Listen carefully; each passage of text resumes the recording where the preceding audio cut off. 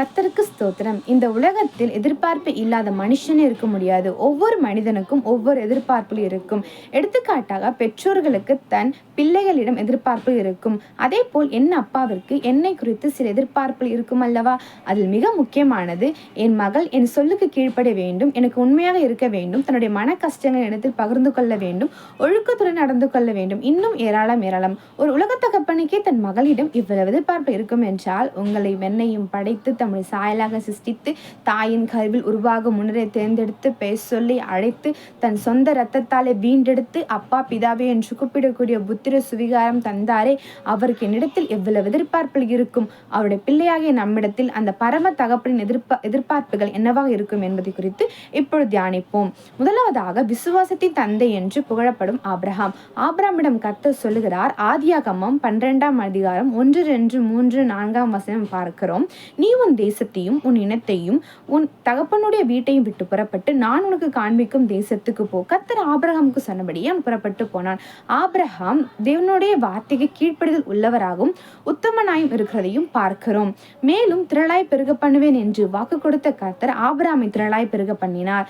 ஆனாலும் ஆபிரகாம் தன் ஆஸ்தியின் மேல் சாராமல் தேவனையே சார்ந்து மனத்தாழ்மையுடன் பெருமை இல்லாதவராய் பரதேசியாய் சஞ்சரித்தார். இரண்டாவதாக, நோவாவை கவனித்து பாருங்கள். ஆதியாகமம் 7ஆம் அதிகாரம் 5ஆம் வசனம். நோவா தனக்கு கர்த்தர் கட்டளையிட்டபடியெல்லாம் செய்தான்.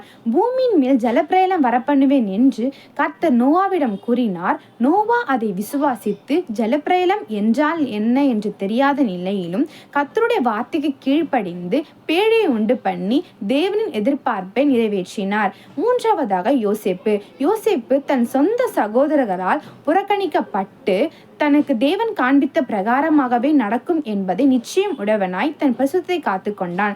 தனக்கு கிடைத்த உயர் பதவியை பயன்படுத்தி தன் சகோதரை பழிவாங்காமல் தேவனோட எதிர்பார்ப்பை நிறைவேற்றுவதற்காக எல்லா சூழ்நிலையும் மனத்தாழ்மையுடன் பொறுமையாயிருந்து அன்பை தரித்தவனாய் எல்லா சூழ்நிலையும் ஜெயித்தான். பாபிலோனின் அடிமையாக இருந்தாலும் தேவ சித்தம் செய்த தானியேல் ஒரு மிகப்பெரிய எடுத்துக்காட்டாக இருக்கிறார்.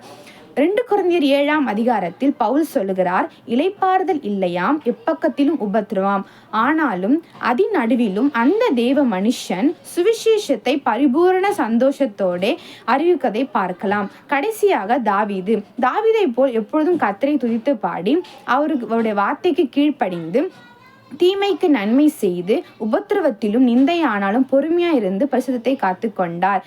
மனத்தாழ்மையுடன் கர்த்தருடைய அன்பை பிரதிபலித்து பிறரை இரட்சிப்பின் பாதையில் வழிநடத்தி நம்முடைய கர்த்தரின் எதிர்பார்ப்பை பூர்த்தி செய்வோம். பரலோக ராஜ்யத்தை சுதந்தரிப்போம்.